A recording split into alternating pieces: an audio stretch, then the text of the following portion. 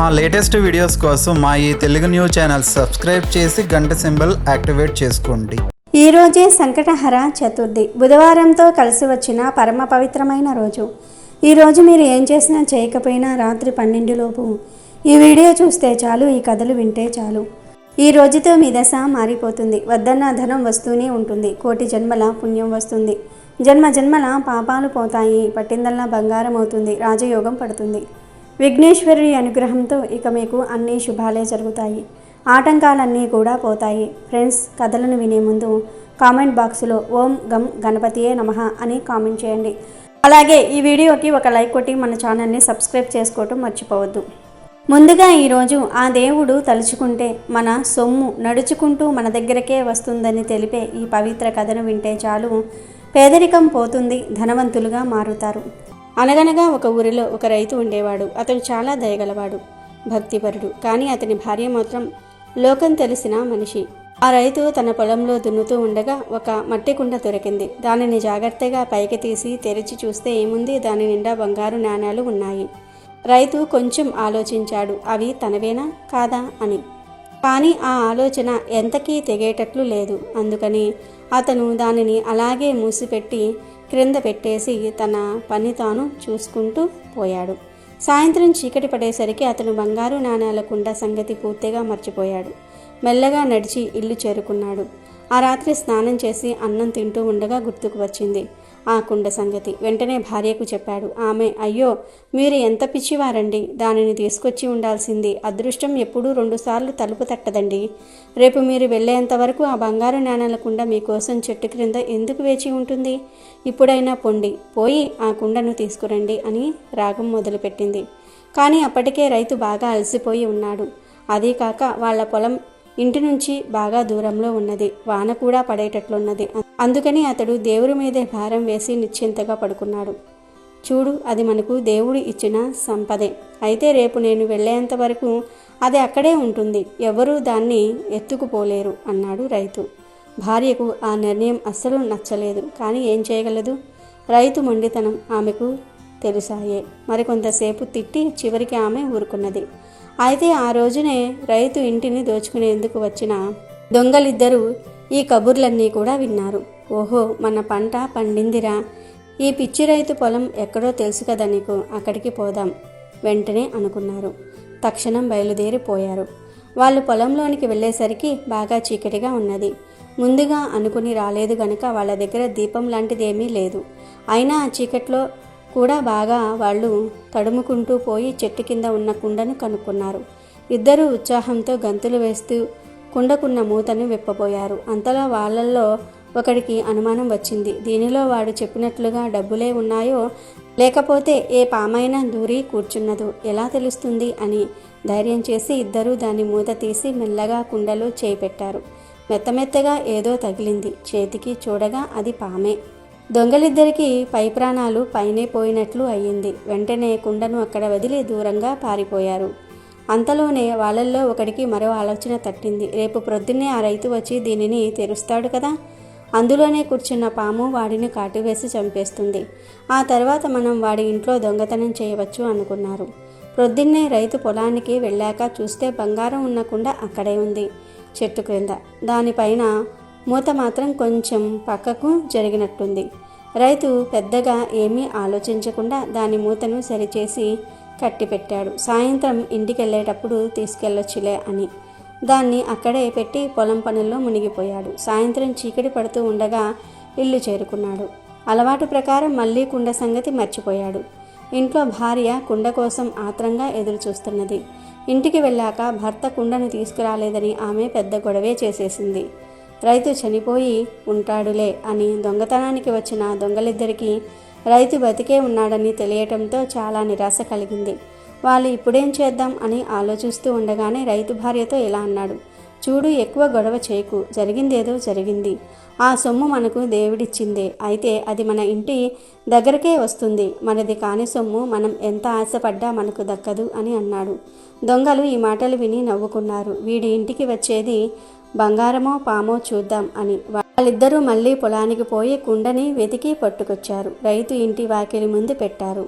అప్పటికి తెల్లవార వస్తున్నది. దొంగలిద్దరూ చెట్టు చాటున దాక్కుని చూస్తూ ఉన్నారు. ఎప్పుడు రైతు లేచి బయటికి వస్తాడా అని, ఎప్పుడు కుండను చూసి మురిసిపోతాడా అని, మూత తెరిచి పాము కాటుకు గురవుతాడా అని వాళ్ళిద్దరు దొంగలు కూడా ఎదురు చూస్తూ ఉన్నారు. అంతలోనే రైతు లేచి వాకిలి తెరిచాడు. ఎదురుగుండా కుండ మూట తీసి చూస్తే కుండలో నిండుగా బంగారు నాణాలు ఉన్నాయి. మన సొమ్ము మన ఇంటికి నడిచి రావటం అంటే మరి ఇంత ఇదిగానా అని ఆశ్చర్యపోయింది రైతు భార్య. ఇద్దరూ కలిసి ఆ సొమ్మును బ్యాంకులో దాచుకునేందుకు బయలుదేరారు. దొంగలిద్దరూ ఇది చూసి, ఇలా ఎలా జరిగింది? మనం చూసినప్పుడు కుండలో పాము ఉంది కదా, నిజంగానే ఈ బంగారు నాణాలను దేవుడు పంపించాడేమో అని ముక్కున వేలేసుకున్నారు. నిజంగానే మనకు రాసిపెట్టి ఉన్న సొమ్ము మన దగ్గరకు నడిచి వస్తుందా అని వాళ్లకొక అనుమానం కూడా పుట్టుకు వచ్చింది. అలాగే ఈరోజు తన భక్తురాలని విఘ్నేశ్వరుడు ఏనుగుగా మారి ఎలా కాపాడాడో తెలిపే పురాణ కథను వింటే చాలు విఘ్నేశ్వరుడి అనుగ్రహం కలుగుతుంది. స్త్రీలకు ఎటువంటి సమస్యలు రాకుండా ఉంటాయి. సంపద రెట్టింపవుతుంది. వాతాపి గణపతిగా విఘ్నేశ్వరుడు, విఘ్నేశ్వర క్షేత్రంగా వాతాపి నగరము దేశాంతరాల్లో పేరు మ్రోగుతున్న కాలంలో పావన మిశ్రుడు అనే పండితుడు సాయంకాలాల్లో వాతాపి గణపతి ఆలయ మండపంలో పిల్లలకు పెద్దలకు విఘ్నేశ్వరుడికి సంబంధించిన కథలను చెప్తూ ఉండేవాడు. మండపం గోడలపై విఘ్నేశ్వరుడి గాథలు చిత్రాలుగా చిత్రితమై ఉన్నాయి. రోజు ఆ చిత్రాలలో ఏనుగు గుహలో ఉన్న చిత్రాన్ని ఒక పిల్లవాడు గురువుకు చూపించి ఈ కథ చెప్పమన్నాడు. పావన మిశ్రుడు అలా కథ ప్రారంభించాడు. కళ్యాణి నగరంలో కలహకంటి అనే ధనికురాలు ఉండేది. ఆమె అసలు పేరు కలకంటి. కానీ ఆమె ఎప్పుడూ అందరితో కలహాలు పెట్టుకోవటం వలన ఆమెను అందరూ కలహకంటిగా పిలిచేవారు. కోడలు పుట్టింటి నుంచి ఎక్కువగా నగలు పట్టుకురాలేదని సాధింపుతో రాచి రంపాన పెట్టి చివరకు నిర్దాక్షిణ్యంగా వెళ్ళగొట్టింది కలహకంటి. ఆ కోడలి పేరు సౌదామిని.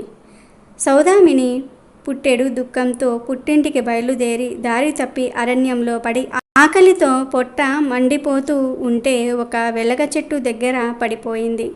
తను పుట్టింటికి వెళ్ళి కూడా ప్రయోజనం లేదు. ఎందుకంటే తన పెళ్లికి చేయించిన నగలకే తండ్రి అప్పుల పాలయ్యాడు. ఇంకా నగలు పెట్టలేడు.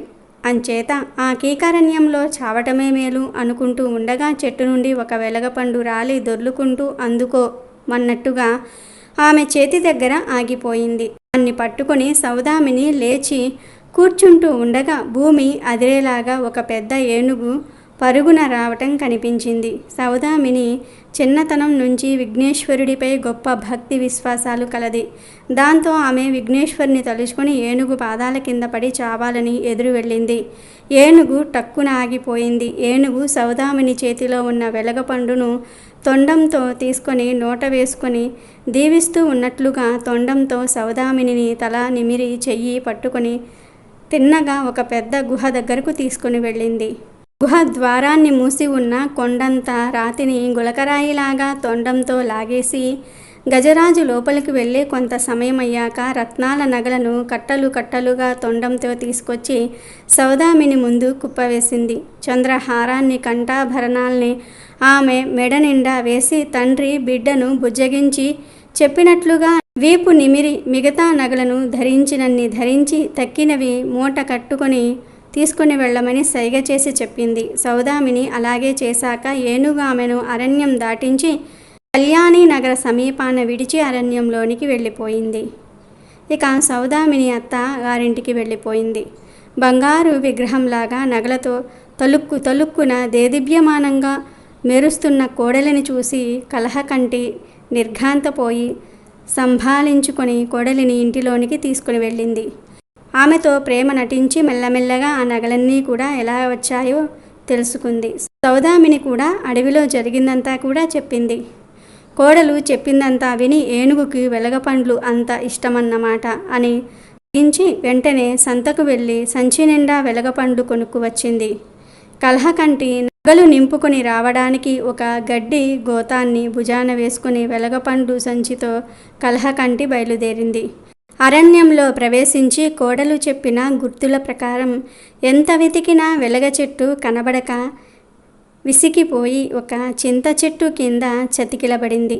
తినాలని వెలగపండు తీసింది. తినాలని తీసినా ఎలాగో నిగ్రహించుకొని వెలగపండు చేత్తో ఎత్తి పట్టుకుని గొంతు సవరించుకొని, ఏనుగా రావే, వెలగపండు తినవే, నగలెన్నో తేవే, నా కోర్కె తీర్చవే, ఏనుగా రా, వేగంగా రా అంటూ భజన పాట మొదలుపెట్టింది.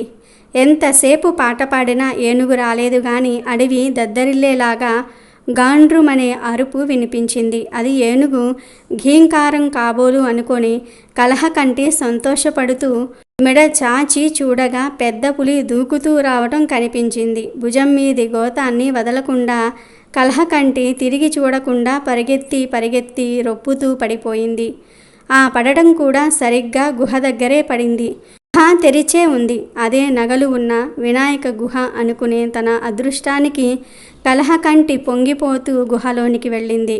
గుహలో కుప్పలు తెప్పలుగా ఉన్న నగలు చూసి పిచ్చెత్తిన దానిలాగా తల మునిగేలాగా నగలన్నీ వేసుకుని గోతం నిండా నగలు కుక్కి మూతి కట్టి ఎత్తలేక ఎత్తి మొయ్యలేక మోస్తూ నడవలేక నడుస్తూ గృహ మొదటికి వచ్చేసరికి గుహ మూతబడి ఉంది.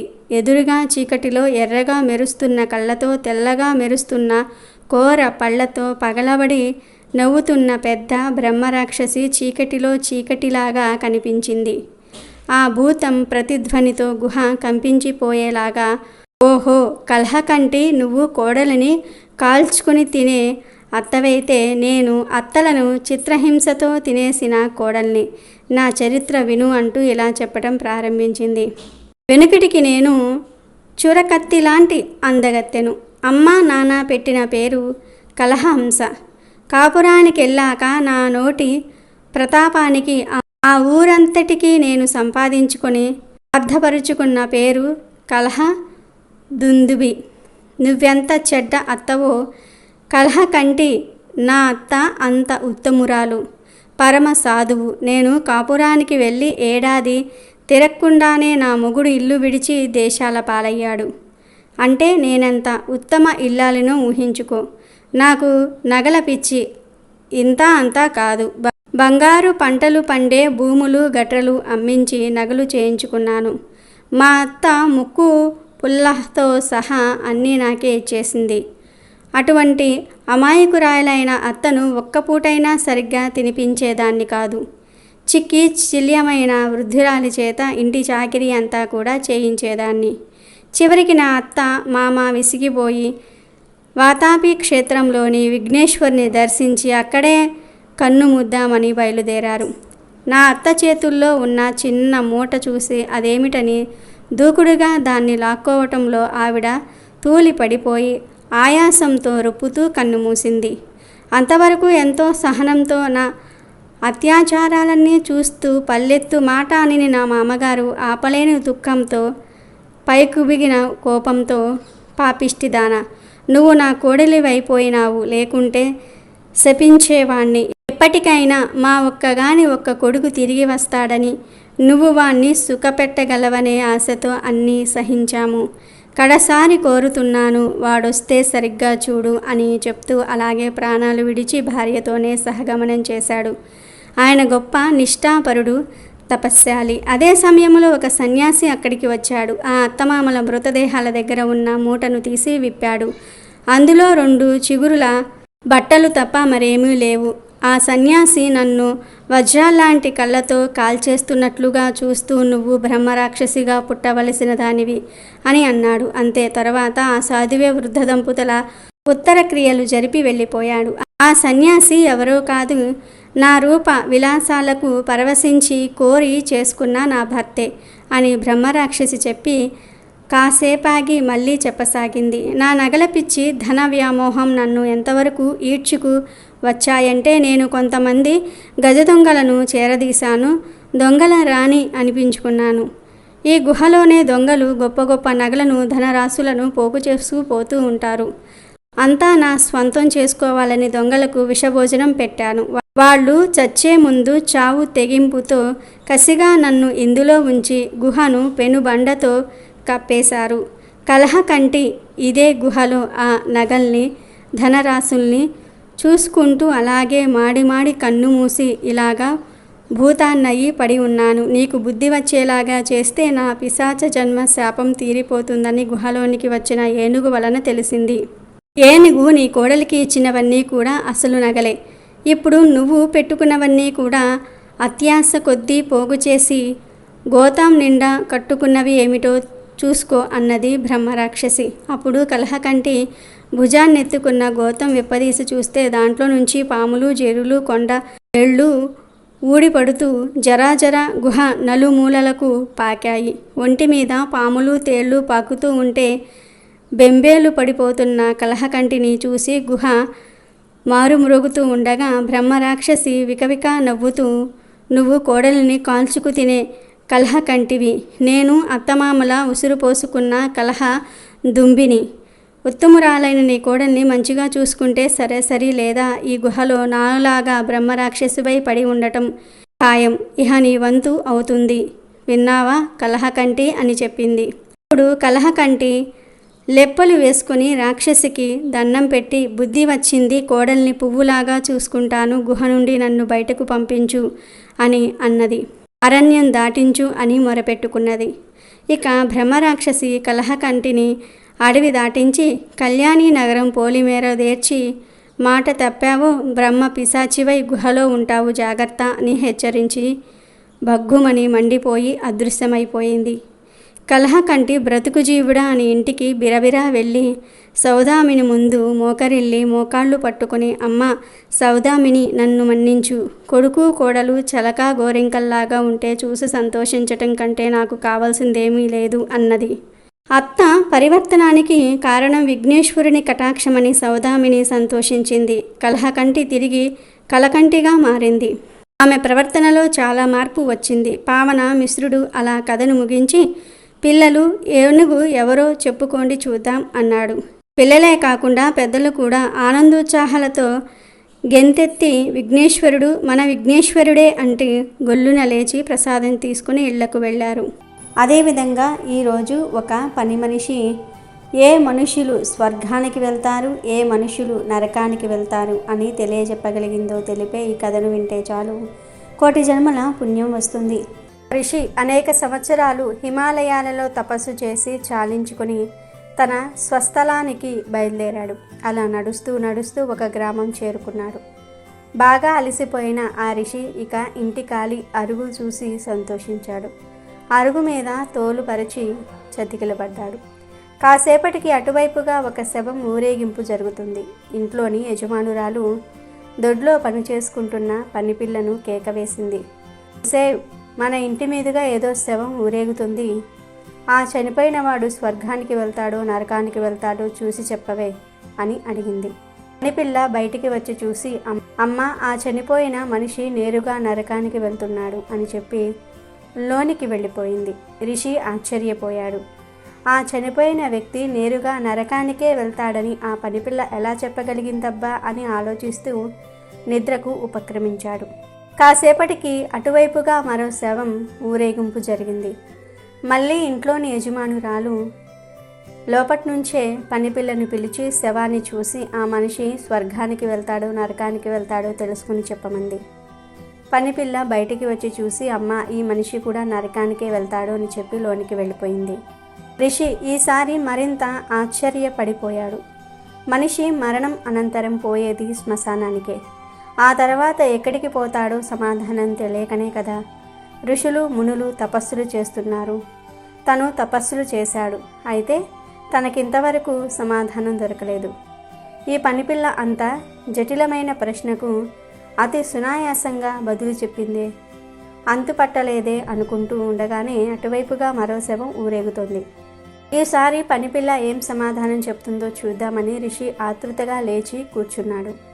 ఎప్పట్లా ఇంటి యజమానురాలు పనిపిల్లనే అడిగింది. పనిపిల్ల బయటికి వచ్చి చూసి, అమ్మ ఈ మనిషి స్వర్గానికి వెళ్తున్నాడమ్మా అని సంతోషంగా పలికి వెనక్కి వెళ్ళిపోయింది. ఇక రిషి జుట్టు పీక్కోవటం ప్రారంభించాడు. తమాయించుకొని పనిపిల్లకేసి చూసి ఆమెను పిలిచి, తల్లి నేను ఎన్నాళ్ళలో కొండల్లో కోనల్లో తపస్సు చేశాను, ఏదో సాధించాననుకున్నాను. అయితే ఇందాక ఇటువైపు 3 శవాలు శ్మశానం వైపుకు ఊరేగటం చూశాను. ఆ మరణించిన వ్యక్తులు స్వర్గానికి వెళ్తారా నరకానికి వెళ్తారా అనే ప్రశ్న నా మదిలో తట్టనే లేదు సరికదా. వాళ్ళల్లో మొదటి ఇద్దరు నరకానికి, మూడో వ్యక్తి స్వర్గానికి వెళ్తారని నా ఊహకు కూడా అందని విషయాన్ని నువ్వు అతి సులువుగా చెప్పావు. ఏమిటి నీ శక్తి? నువ్వు సామాన్యురాలివిగా కనిపించినా నీలో ఏదో అపూర్వ జ్ఞానం దాగి ఉంది. దయతో నాకు చెప్పు, నా సందేహాన్ని తీర్చు అని ప్రాధేయపడి అడిగాడు. అప్పుడు పనిపిల్ల రిషిని చూసి చిరునవ్వు నవ్వి, స్వామి, నా దగ్గర అట్లాంటి శక్తులేమీ లేవు. ఆ చచ్చిపోయిన వాళ్లను నువ్వు చూశావుగా. మొదటి శవాన్ని నలుగురు మోస్తే ఒక్కడు డప్పు వాయిస్తూ పరుగు పరుగున శ్మశానానికి తీసుకువెళ్లారు. రెండో శవం కూడా అదే వరుస. ఆ ఇద్దరు ఎంత చెడ్డవాళ్లు కాకపోతే శవాల వెనుక ఒక్కడైనా నడవలేదు. ఆ మూడో శవం ఊరేగింపు చూశానా? పూల పాడే కట్టి అండలేసి అంతమంది జనం ఆ మనిషిని శ్మశానానికి తీసుకువెళ్లారు. అతడు మంచి మనిషి కాబట్టేగా అంతమంది వచ్చారు. చెడ్డోళ్ళు నరకానికి వెళ్తారు, మంచోళ్ళు స్వర్గానికి వెళ్తారు. నీకు తెలీదా? ఆ విషయాన్నే నేను చెప్పాను అని కిలకిలా నవ్వుకొని లోపలికి వెళ్ళిపోయింది. కాబట్టి మనుషులు బ్రతికినంతకాలం మంచి పనులు చేయాలి, చెడు పనులు చేయనే కూడదు. అలాగే ఈరోజు సంకటహర చతుర్థి వ్రత కథను వింటే చాలు సంకటహర చతుర్థి వ్రతం చేసిన ఫలితం వస్తుంది. సమస్యలన్నీ కూడా పోతాయి, ఆటంకాలన్నీ కూడా పోతాయి, కోరిన కోరికలు నెరవేరుతాయి. ఒకానొక నాడు ఇంద్రుడు తన విమానంలో భృగుడి అనే ఒక వినాయకుడికి గొప్ప భక్తుడు అయిన ఋషి దగ్గర నుంచి ఇంద్రలోకానికి తిరిగి వెళ్తూ ఉండగా షర్సేన అనే రాజు రాజ్యం దాటే సమయంలో అనేక పాపములు చేసిన ఒక వ్యక్తి ఆకాశంలో పయనించే ఆ విమానం వైపు దృష్టి సాగించారు. అతడు దృష్టి సోకగానే ఆ విమానం చటుక్కున భూమిపై అర్ధాంతరంగా ఆగిపోవటం జరిగింది. ఆ ఇంద్ర విమానం అద్భుతమైన వెలుక్కి ఆశ్చర్యచక్తుడైన ఆ దేశపు రాజు సురసేనుడు గబగబా బయటకు వచ్చి ఆ అద్భుతాన్ని ఆశ్చర్య చెందుతూ ఆలకించసాగాడు. ఇక్కడ ఇంద్రుని చూసి ఎంతో సంతోషానికి లోనైన మహారాజు ఆనందంతో నమస్కరించారు. ఇంద్రునితో అక్కడ విమానం ఎందుకు ఆపినాడో కారణం అడిగాడు. అప్పుడు ఇంద్రుడు, ఓ రాజా, మీ రాజ్యంలో పాపాలు అధికంగా చేసిన ఒక వ్యక్తి ఎవరిదో దృష్టి సోకి విమానం మార్గమధ్యంలో అంతరార్థంగా ఆగింది అని చెప్పాడు. అప్పుడు ఆ రాజు, అయ్యా, మరి మళ్ళీ ఆగిపోయిన ఈ విమానం ఎలా బయలుదేరుతుంది అని అడిగాడు వినయంగా. అప్పుడు ఇంద్రుడు, ఇవాళ పంచమి, నిన్న చతుర్థది. నిన్నటి రోజున ఎవరైతే ఉపవాసం చేశారో వారి పుణ్యఫలాన్ని నాకిస్తే నా విమానం తిరిగి బయలుదేరుతుంది అని చెప్పాడు. సైనికులంతా కలిసి రాజ్యమంతా కూడా తిరిగారు. అన్వేషిస్తూ ఒక్కరైనా సరే నిన్నటి రోజున ఉపవాసం చేసిన వారు కనబడతారా అని. కానీ దురదృష్టవశాత్తు అలా ఎవ్వరూ నిన్నటి రోజున ఉపవాసం చేసిన వారు దొరకలేదు. అదే సమయంలో కొందరు సైనికుల దృష్టిలో ఒక గణేష దూత వచ్చి మరణించిన స్త్రీ మృతదేహాన్ని తీసుకువెళ్ళటం కనపడింది. సైనికులు వెంటనే ఎంతో పాపాత్మురాయిలైన ఈ స్త్రీని ఎందుకు గణేష లోకానికి తీసుకువెళ్తున్నారని ప్రశ్నించారు. దానికి గణేశ దూత, నిన్నంతా కూడా ఈ స్త్రీ ఉపవాసం ఉంది, తెలియకుండానే ఏమీ తినలేదు, చంద్రోదయం అయిన తర్వాత లేచి కొంత తిన్నది, రాత్రంతా నిద్రించి సూర్యోదయ సమయాన నిద్రలేచి కొంత తినటం వల్ల ఆమెకు తెలియకుండానే సంకష్టహర చతుర్థి వ్రతం చేసింది, ఈరోజు మరణించింది అని చెప్పాడు. అంతేకాక ఎవరైనా తమ జీవితాలలో ఒక్కసారైనా సరే ఈ వ్రతం చేస్తే వారు గణేష లోకానికి కానీ స్వనంద లోకానికి కానీ చేరుకోవటం మరణం అనంతరం తథ్యం అని చెప్పాడు. గణేష్ను దూతని అప్పుడు సైనికులు ఎంతో బ్రతిమలాడారు ఆ స్త్రీ మృతదేహాన్ని తమకిమ్మని. అలా చేస్తే విమానం తిరిగి బయలుదేరుతుందని ఎంతో చెప్పారు. ఆమె పుణ్యఫలాన్ని వారికివ్వడానికి గణేష్ను దూత అంగీకరించలే లేదు.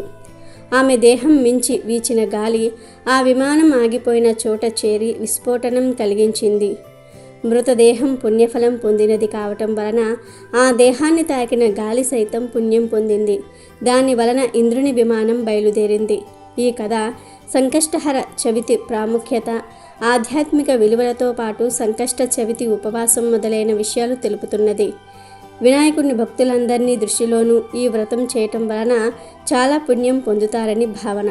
ఈ వ్రత మహత్యం వలన ఈ వ్రతం ఆచరించిన వారు ఎవరైనా గణేశుణ్ణి లోకానికి లేదా స్వనంద లోకానికి చేరుతారని, అక్కడ భగవంతుని ఆశీస్సుల వల్ల ఎంతో ఆనందాన్ని అనుభవిస్తారని అంటూ ఉంటారు. రోజు గణేష పురాణంలోని సంకటహర చతుర్థి మహత్యాన్ని తెలిపే ఈ కథను వింటే చాలు సకల సంపదలు కలుగుతాయి, ఆటంకాలు పోతాయి. ఒకసారి వశిష్ఠ మహర్షిని చూసి, సూరసేన మహారాజు మహాత్మా సంకటహర చతుర్థి వ్రత మహత్యం చెప్పమని కోరాడు.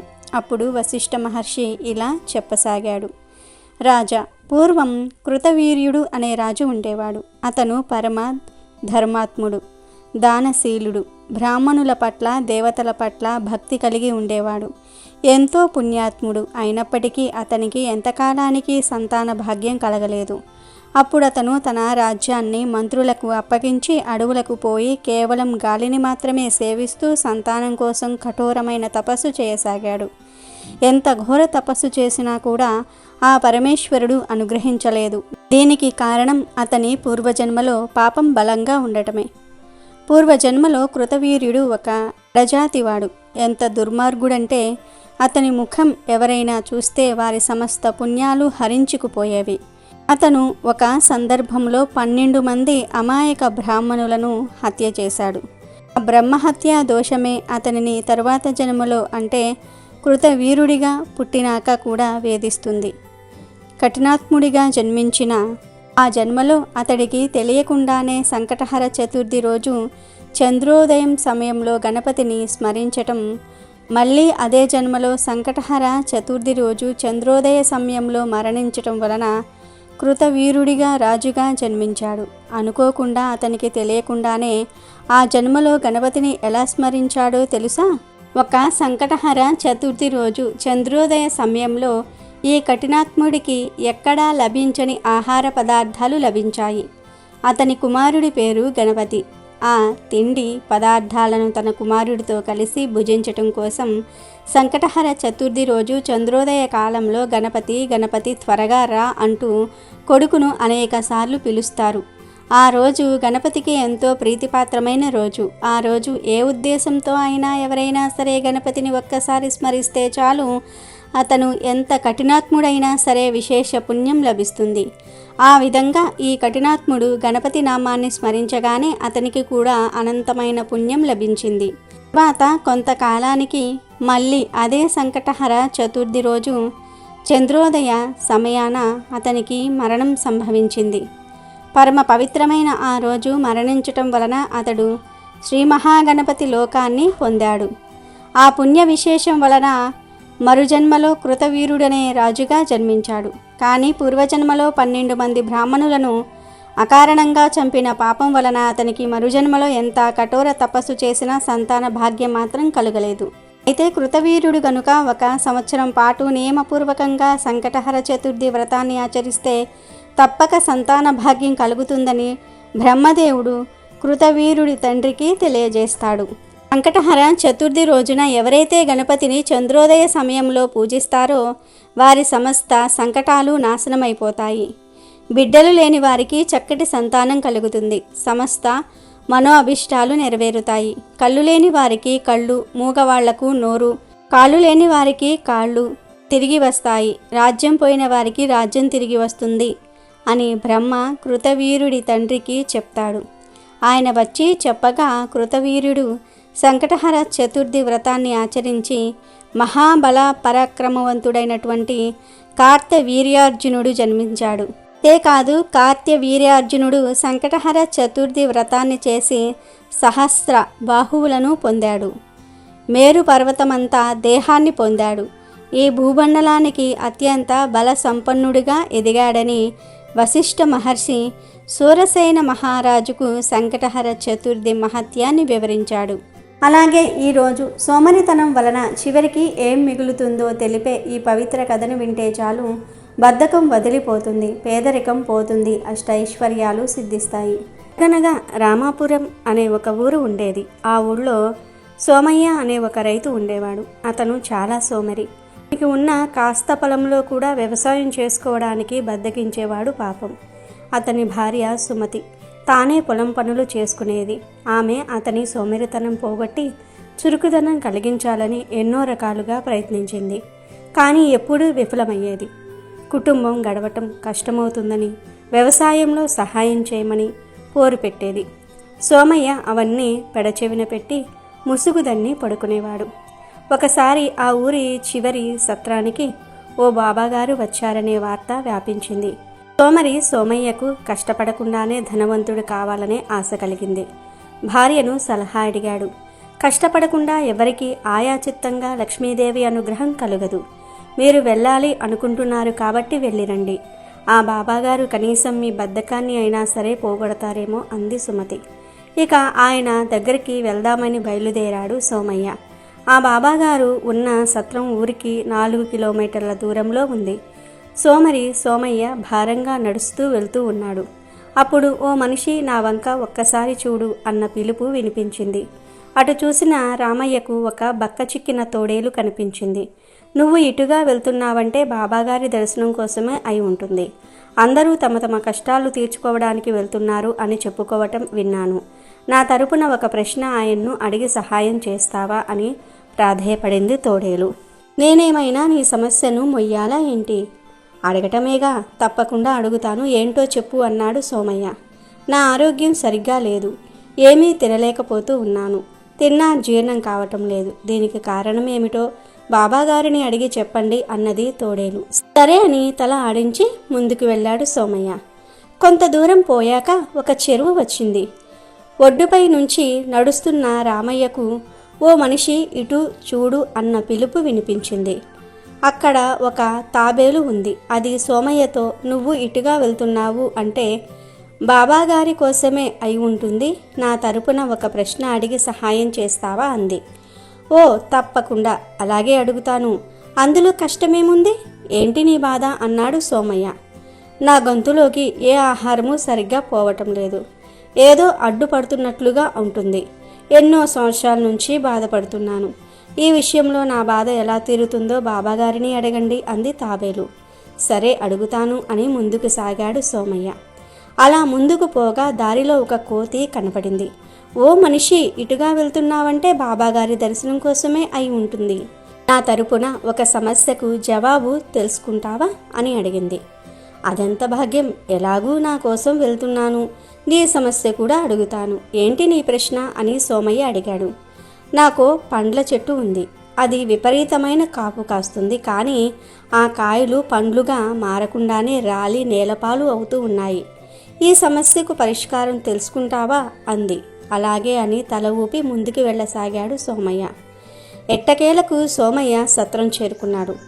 అసలే సోమరితనం జాస్తి ఉన్న సోమయ్య పూర్తిగా అలసిపోయాడు. బాగా ఆకలి వేస్తుంది. అలసటతో నీరసం వచ్చేసింది. వెంట తీసుకుని వెళ్ళిన ఆహారం గబగబా తినేశాడు. పొట్ట నిండిందిగా. ఇంకేముంది, నిద్ర రావటం మొదలైంది. ఈలోగా బాబా నుంచి పిలుపు వచ్చింది. అప్పుడు సోమయ్య తోడేలు, తాబేలు, కోతి అడిగిన ప్రశ్నలు బాబాగారిని అడిగి తను వచ్చిన కారణం మర్చిపోయాడు. ధనవంతుడు కావాలనే తన కోరిక గుర్తు రాలేదు. అడిగిన వాటికి జవాబులు తెలుసుకుని తిరుగు ప్రయాణం సాగించాడు. అలా తిరిగి ప్రయాణం చేసేటప్పుడు చెట్టుపైకి చూసి, కోతి, నీ చెట్టు వేర్ల కింద భూమిలో బంగారు, వెండి నాణేలు పూడ్చిపెట్టి ఉన్నాయి. ఎవరైనా వాటిని తవ్వి తీసి చూస్తే నీ చెట్టు కాయలు రాలకుండా ఉంటాయి అన్నాడు సోమయ్య. అప్పుడు కోతి, ఓ మనిషి, నేను ఎలా తవ్వగలను? కాస్త కష్టపడి ఆ పని నువ్వే చెయ్యి. ఆ బంగారము, వెండి నువ్వు తీసుకుని ధనవంతుడిగా మారు అంది కోతి. అబ్బే, నాకు అంత ఓపిక ఎక్కడిది, నేను అంత కష్టపడలేను అని సోమయ్య ముందుకు బయలుదేరి వెళ్తాడు. చెరువుగట్టు మీద తన కోసం ఎదురు చూస్తున్న తాబేలుతో సోమయ్య, ఓ తాబేలా, నీ గొంతులో ఒక వజ్రం ఇరుక్కుపోయిందని బాబాగారు చెప్పారు. ఎవరైనా ఆ అమూల్యమైన వజ్రాన్ని తీసివేస్తే నీ బాధ మాయమవుతుందట అన్నాడు. దానికి తాబేలు, ఓ మనిషి, నా గొంతులో వజ్రం నేను తీసుకోలేను కదా. ఆ పని మీరే చేసి ఆ వజ్రమేదో మీరే తీసుకొని అమ్ముకొని ధనవంతులు కండి అంది తాబేలు. అబ్బే, నాకు అంత తీరిక లేదు, నేను అంత కష్టపడలేను కూడా అంటూ ముందుకు వెళ్ళిపోయాడు సోమయ్య. ఆఖరులో సోమయ్య బక్కచిక్కిన తోడేలు వద్దకు చేరుకున్నాడు. మనిషి, నా ప్రశ్నకు జవాబు ఏమిటి అంది తోడేలు. నీకు కనిపించిన మొదటి సోమరిపోతును తినేస్తే నీ బాధ మాయమవుతుందని బాబాగారు చెప్పారు అంటూ సోమయ్య సమాధానమిచ్చాడు. నాకు ఎవరు సోమరిపోతులో ఎలా తెలుస్తుంది? నేను ఎక్కడ అన్వేషించాలి అని తోడేలు డీలా పడింది. ఏమో, నేను వెళ్తున్నా అని సోమయ్య కదలబోయాడు. సర్లే, వెళ్ళిరా మనిషి, నా ప్రశ్నకు బదులు తెచ్చావు. ఇంతకీ నీవు వెళ్ళిన పనికి సరైన పరిష్కారం లభించిందా అంది. అప్పుడు గుర్తొచ్చింది సోమయ్యకు తన ప్రశ్న బాబాగారిని అడగటం మర్చిపోయానని. అయ్యో తోడేలా, జరిగిందేమిటంటే దారిలో నేను వెళ్ళేటప్పుడు నువ్వు, ఒక తాబేలు, ఒక కోతి ఒక్కో సమస్య చెప్పారు. నేను బాబాగారిని వాటికి జవాబులు అడిగి తెలుసుకున్నాను. ధనవంతుడు కావాలనే నా కోరిక మర్చిపోయాను అని అందరి ప్రశ్నలు జవాబులు కూడా వివరంగా చెప్పాడు. సోమయ్య, ఆ కోతి చెప్పినట్లు చెట్టు మొదట్లోని బంగారం వెండిని తీసుకుంటే నువ్వు ధనవంతుడు అయ్యేవాడివి కదా. పాపం ఆ తాబేలు నోటి నుంచి విలువైన వజ్రం తీసి అమ్ముకుంటే చాలా డబ్బు వచ్చేది కదా. ఈ బాధ తొలగించలేకపోయావా? నిన్ను లక్ష్మీదేవి వరించేదిగా అంది తోడేలు. అయ్యో తోడేలు, నాకు అంత తీరిక ఓపిక ఎక్కడివి? నాది శ్రమపడకుండా ధనవంతుడు కావాలనే కోరిక అన్నాడు సోమయ్య బద్ధకంగా. అంతే, ఇంకేం? నిన్ను మించిన సోమరిపోతు నాకెక్కడ దొరుకుతాడు? నీ వల్ల నీ కుటుంబానికి ఎటువంటి ఉపయోగం లేదు. కనీసం నిన్ను తింటేనైనా నా జబ్బు నయమవుతుంది అంటూ సోమయ్య పైన దాడి చేసి చంపేసింది ఆ తోడేలు. కాబట్టి సోమరితనం ఎప్పటికైనా మనకు ముప్పు తెస్తుందనే విషయాన్ని ఈ కథ ద్వారా గ్రహించాలి.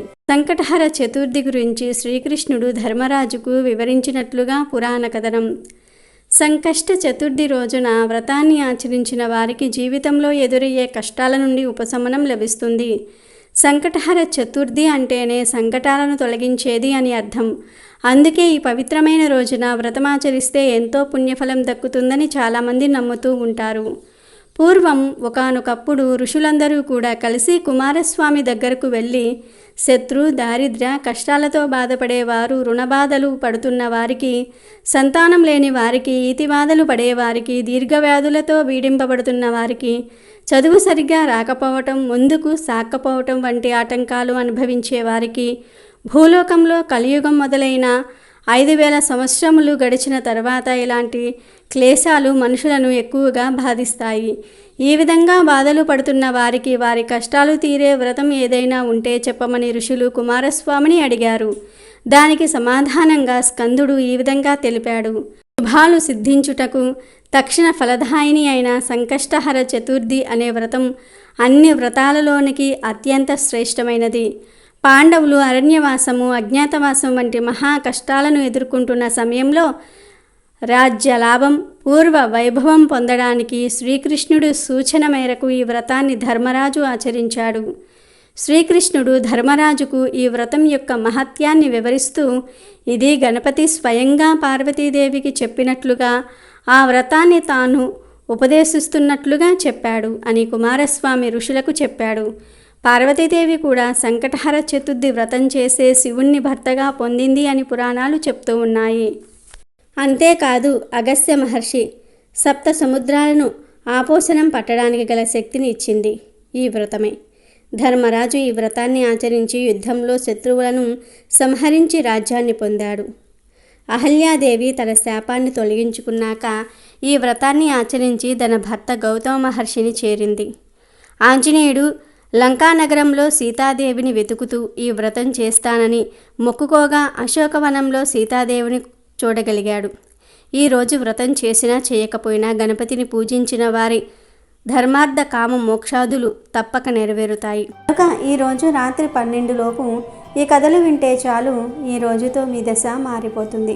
వద్దన్న ధనం వస్తుంది, పేదరికం పోతుంది, సకల ఐశ్వర్యాలు సిద్ధిస్తాయి, పట్టిందల్లా బంగారం అవుతుంది, రాజయోగం పడుతుంది. వినాయకుడి అనుగ్రహంతో మీకు అన్ని శుభాలే జరుగుతాయి. అమెజాన్లో బెస్ట్ డిస్కౌంట్స్ కోసం వీడియో డిస్క్రిప్షన్లో లింకు ఉంది, చూడండి. అలాగే మా టెలిగ్రామ్ ఛానల్ సబ్స్క్రైబ్ చేసుకోండి.